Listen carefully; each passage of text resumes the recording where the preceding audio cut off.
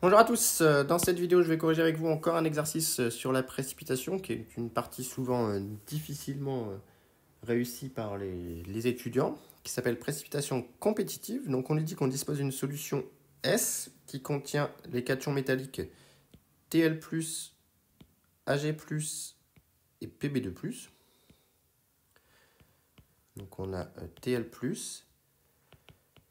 de concentration 10-2 mol par litre. On a Ag+, de concentration 3 fois 10-2.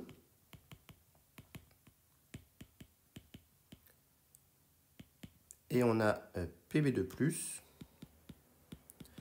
de concentration 5 fois 10-2 mol par litre. Et à cette solution, on nous dit, donc elle a un volume de 25 ml, cette solution. Et donc on nous dit qu'on verse progressivement une solution de Na plus I-, dont l'espèce qui va réagir ici est I-, de concentration Ci égale 0,10 mol par litre.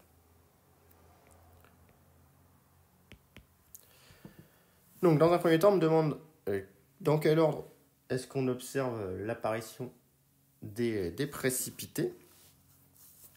Et donc ici, on va s'intéresser à chaque ion séparément pour savoir la concentration nécessaire en I- pour la précipitation. Donc on va commencer par Tl+, par exemple, qui a une concentration facile à calculer de tête, c'est 10-2. Donc on commence par Tl+. Tl+, son équilibre de solubilité avec I, c'est TLI égale Tl+, plus I-. Et donc ici, étant donné qu'on veut précipiter, nous, on veut savoir dans quel ordre apparaissent les précipités. Donc le sens de la précipitation, c'est le sens indirect. Et donc on a précipitation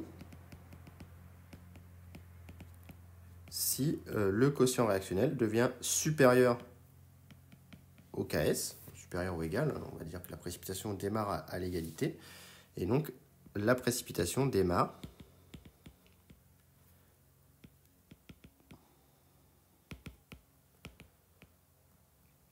pour QR égale Ks.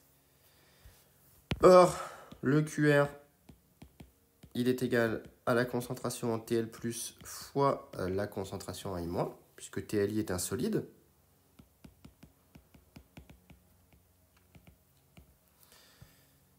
Et donc, on peut également dire que tant que TLI n'a pas précipité,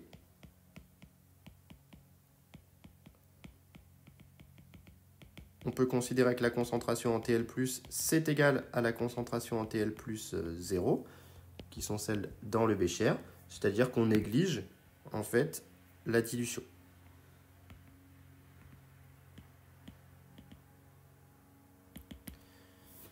Donc, on va négliger la dilution, et donc on en déduit que le début de précipitation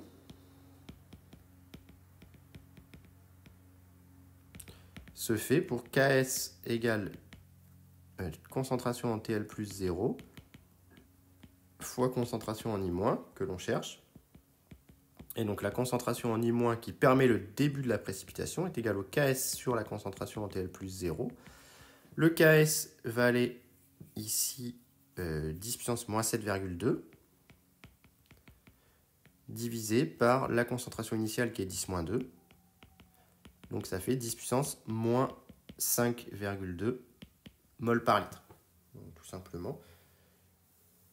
Ici, donc la concentration en I- doit être de 10 puissance moins 5,2 mol par litre. Attention, dans le bécher, évidemment. Pas la concentration apportée. Pour que ça précipite. Alors, on pourrait calculer le volume apporté pour vérifier. Donc, le volume apporté. Donc, par dilution, on va avoir que CIV apporté égale la concentration en I- que je viens de calculer dans le bécher fois le volume de la solution. Tout simplement. Et donc, on voit que le volume apporté, si on considère que le volume de la solution, c'est toujours 25 ml, on fera le calcul amélioré si ce n'est pas le cas. Ça fait concentration en I-, donc 10 puissance moins 5,2 divisé par 0,1. Voilà, donc on est vraiment sur quelque chose de tout petit. Donc on en déduit que V apporté sur le volume de solution, c'est de l'ordre de la concentration en I- divisé par CI, donc ce qui fait de l'ordre de 10-4 environ. Donc la dilution est bien négligeable ici. Alors on va faire pareil maintenant pour AGI, pardon, le PKS vaut 16, donc de même pour AGI. Donc pour AGI, on a le même équilibre de dissolution en stoichiométrie 1,1. Donc c'est le même raisonnement. Je ne refais pas tout. Et donc on en déduit que la concentration en I- de début de précipitation de AGI va être égale au KS de AGI divisé par la concentration en AG plus 0. Ce qui fait 10 puissance moins 16,1 divisé par la concentration initiale en AG+, qui était 3,10-2, ce qui fait 2,6 fois 10-15 mol par litre. Donc, autant dire que ça précipite dès la première goutte. Donc ça, c'est pour AGI. Ça, c'était pour TLI. Et donc maintenant, il nous reste pour PBI2. Alors attention, PBI2, on a un raisonnement légèrement différent dans la mesure où la stoichiométrie n'est pas 1,1. On a PBI2 solide égale PB2 plus 2I-. Et donc, le KS, au début de précipitation, va être égal à la concentration en PB2 plus 0 fois I- carré. Autrement dit, la concentration en I- que je cherche va être égale à la racine du KS de PBI2 divisé par la concentration en PB2 plus initiale. Donc ça fait racine du KS de PBI2 qui vaut 10 puissance moins 8,1 divisé par la concentration initiale qui est 5,10-2. Et donc là, je tombe sur 4,10-4 mol par litre.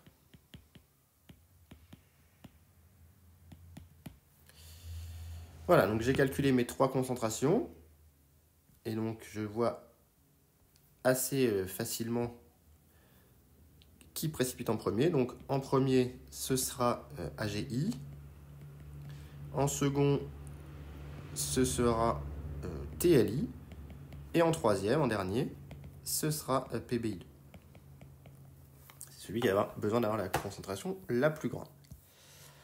Alors, on me demande si les réactions de précipitation sont successives. Donc, la question n'est pas si simple, il faut bien comprendre ce qu'on entend. Donc, elles sont successives si le premier précipité a entièrement précipité avant de s'attaquer au suivant.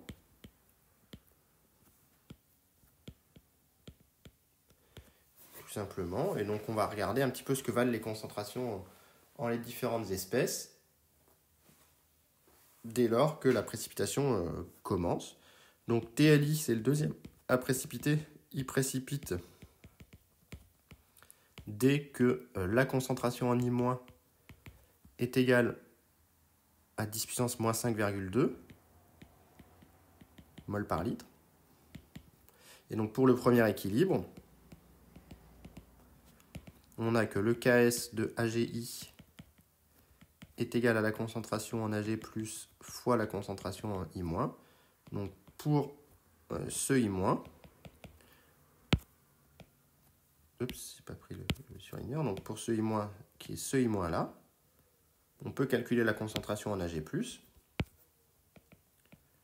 restante, qui est égale au KS sur I-, le KS de AGI ici. Donc le KS de AGI, c'est 10 puissance moins 16,1 que l'on divise par 10 puissance moins 5,2, ce qui fait 1,3 fois 10 puissance moins 11 mol par litre. Et donc ça, c'est évidemment très très petit devant Ag plus 0. Donc Ag plus a entièrement précipité en AGI avant de former TLI. Ça c'est clair. Et maintenant on s'intéresse au deuxième équilibre. Donc on sait que PBI2 précipite dès que la concentration en I- est égale à 4-10-4 mol par litre. Et donc pour TLI, je raisonne de la même manière. Ça me donne que la concentration en TL+, est égale au Ks de TLI divisé par cette concentration en I-. Et donc le Ks de TLI, c'est 10 puissance moins 7,2 que je divise par 4, 10 moins 4, pardon. Ce qui me fait 1,6 fois 10 puissance moins 4 mol par litre. Ce qui est également très petit devant TL+ initial. Donc on peut considérer que TLI a précipité. Et donc que les précipitations sont successives.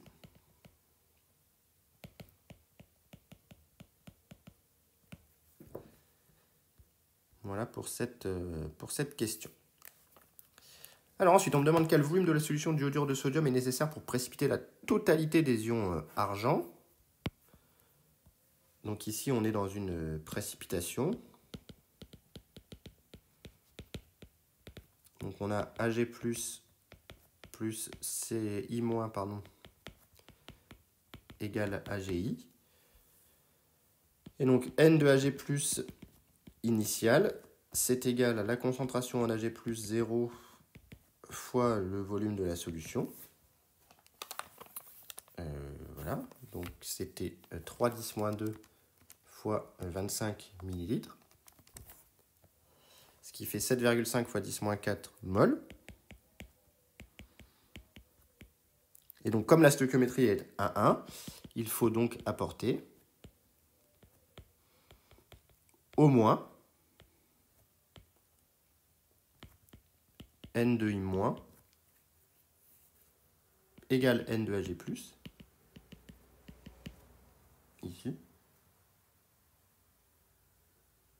pour précipiter tout le Ag+, soit N de I- égale 7,5 fois 10 puissance moins 4 mol. Et comme je connais la concentration, j'en déduis le volume de I-, qui est égal à N de I- sur la concentration en I-. Et la concentration, c'était 0,1, donc ça fait 7,5 ml. Donc si je veux précipiter la totalité des ions argent, je dois apporter 7,5 ml d'ions I-. Et enfin, dernière chose, on me dit qu'on verse 8 ml de la solution d'iodure de sodium, indiquer quels sont les précipités présents et calculer les concentrations des différents ions en solution à l'état final. Donc 8 ml est supérieur à 7,5 ml. Donc, premièrement, on a précipité tout Ag+.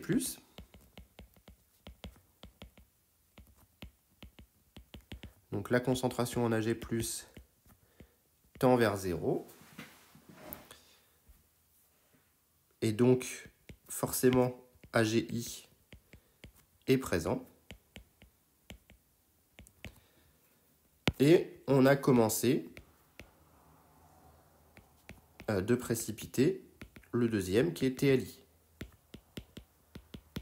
Partiellement, du coup, puisqu'on n'a probablement pas assez pour faire précipiter tout TLI. Donc, TLI est présent.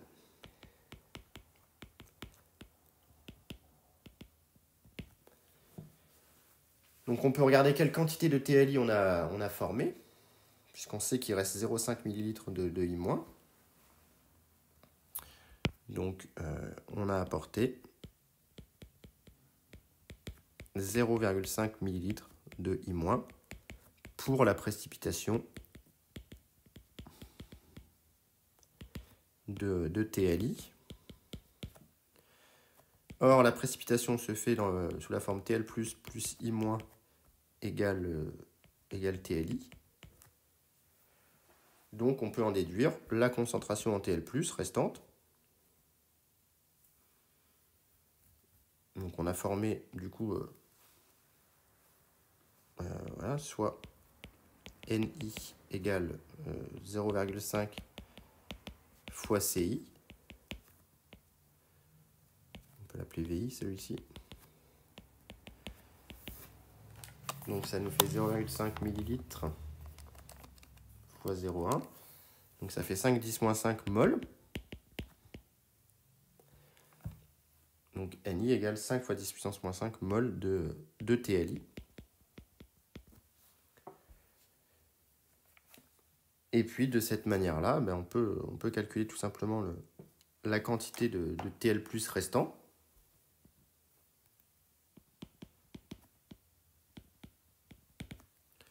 Donc, on a consommé, on avait la quantité de TL+ restant. C'est N0 moins ce NI qu'on a apporté, puisque c'est une stoichiométrie 1,1. Et donc, le N0, c'était la concentration initiale fois le volume. Donc, pour le TL+, c'était 1×10-2 fois 25 10-3. Donc, c'était 2,5 10-4. Donc, ça, c'était la concentration en TL+, 0 fois le volume de solution, moins CI VI.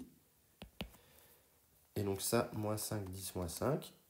Il reste 2 fois 10-4 mol de TL+. Et on pourrait calculer la concentration en TL+, sachant que c'est N de TL+, sur V tot, maintenant, avec un V tot qui vaut 25 plus 8, donc 33 ml. Et donc je tombe sur 6 fois 10 puissance moins 3 mol par litre de concentration en TL+ restant. Donc voilà pour ces problèmes assez intéressants dans la mesure où on s'intéresse à différentes précipitations, à savoir dans quel ordre elles se font, est-ce qu'elles se font en même temps ou est-ce qu'elles se font séparément, puis quelle quantité il faut pour précipiter totalement une espèce. Donc ce ne sont pas des questions si simples. J'espère que la correction que je vous ai proposée ici était assez claire. Et s'il y a des questions, surtout mettez-les en commentaire. Bonne journée.